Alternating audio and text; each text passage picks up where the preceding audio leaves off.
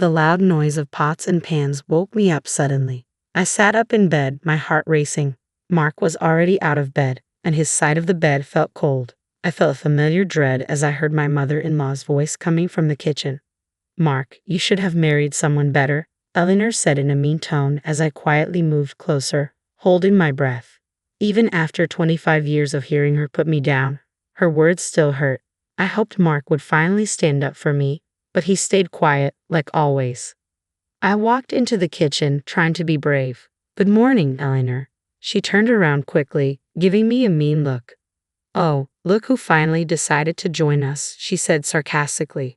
Before I could say anything, she started complaining about how I keep the house. She criticized everything from the dish towels to how I load the dishwasher. Mark kept busy with his coffee, avoiding my eyes, even though I was silently asking for his support. "You know, Mark, if you had listened to me years ago, you could have married a woman who knows how to manage a home properly," Eleanor continued with a voice full of disdain. I felt my face turn red with embarrassment and anger. "Why didn't you defend me?" I asked Mark, my voice shaking. "Do you agree with her?" He looked down at the floor, shifting his feet nervously. "Mom, that's enough," he mumbled, but his weak attempt to stop her only seemed to make her bolder. "Don't be so sensitive, Beth," Eleanor said dismissively. "If you can't handle the truth, that's your problem." As she turned back to the stove, I saw the pain in Mark's eyes, but at that moment, I felt deeply betrayed, not just by Eleanor, but also by Mark, who promised to love and protect me. I thought I would have a peaceful weekend to myself while Mark was at his weekly golf game, but just after noon, the doorbell rang. I already knew who it was before I opened the door and saw Eleanor standing there with her lips pressed together in disapproval.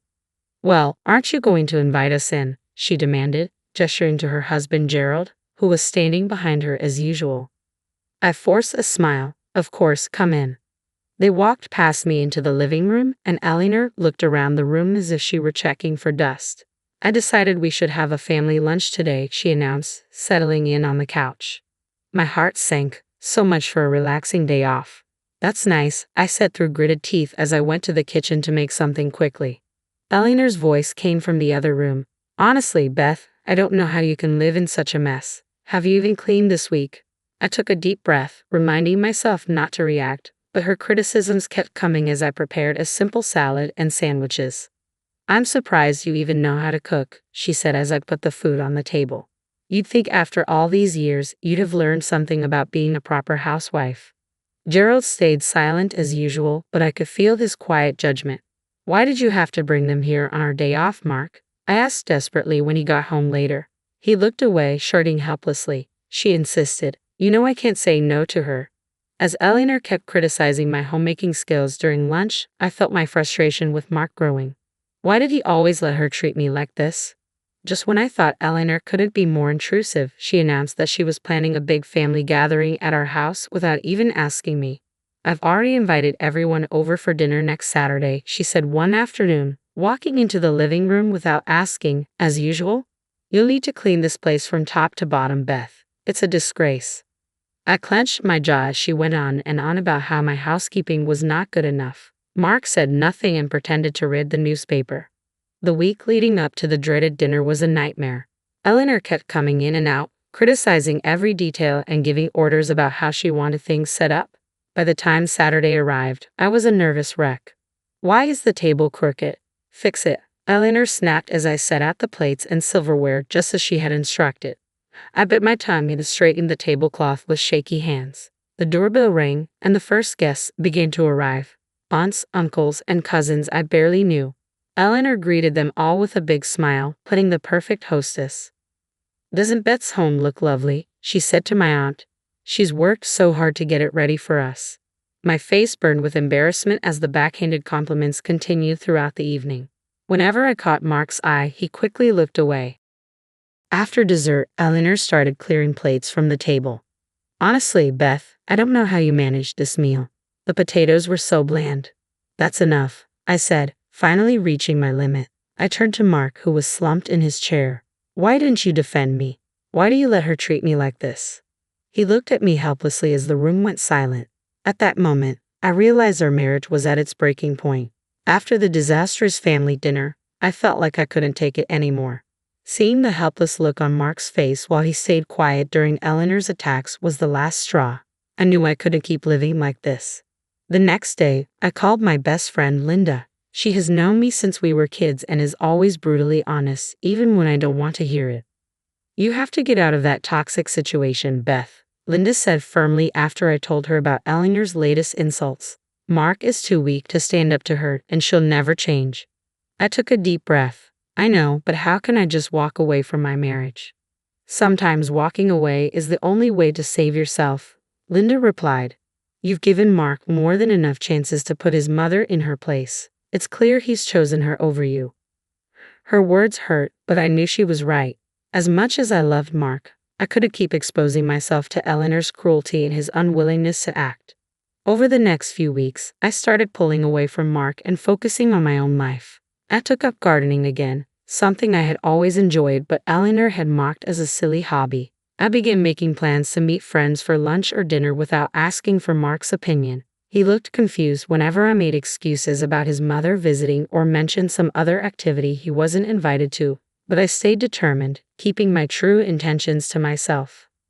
A sense of determination grew inside me. I was done being a doormat for Eleanor, for Mark, for anyone. I deserved happiness, respect, and the freedom to live on my own terms. And that's exactly what I was going to do. With newfound resolve, I began taking steps to become independent. I opened a separate bank account and started putting a portion of my paycheck into it each month, keeping it a closely guarded secret from Mark and his parents.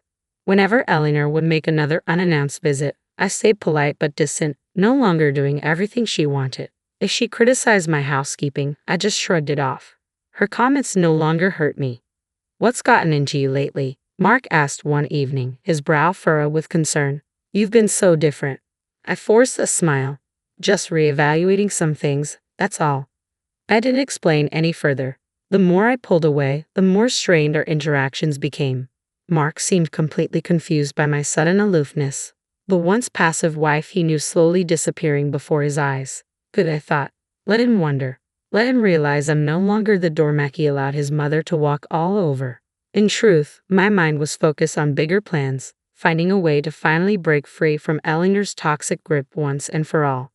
With each paycheck I saved, that future came closer. I knew it would devastate Mark when I finally told him my plans. A part of me still loved him and hoped he might eventually find the strength to stand up to his mother himself. But I couldn't keep hoping for something that might never happen. I had to do this for myself. My new mantra became independence at any cost.